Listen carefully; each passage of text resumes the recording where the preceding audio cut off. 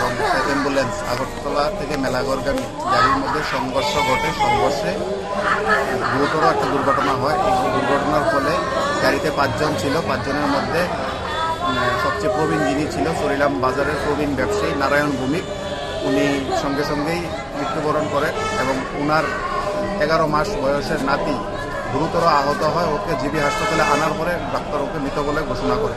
পরবর্তীতে গাড়িতে থাকা আরও 3 জন, নারায়ণ ভৌমিকের ছেলে পিন্টু ভৌমিক ও পিন্টু ভৌমিক, নারায়ণ ভৌমিকের ওয়াইফ পিন্টু ভৌমিকের মা এবং পিন্টু ভৌমিকের স্ত্রী, তাদেরও পরবর্তী সময়ে জিবি হাসপাতালে স্থানান্তর করা হয়। জিবি হাসপাতালে ওদের অবস্থা খুবই ভয়াবহ পরিস্থিতি। পিন্টু ভৌমিককে হয়তো বহিরাজ্য নিয়ে যাওয়া প্রয়োজন।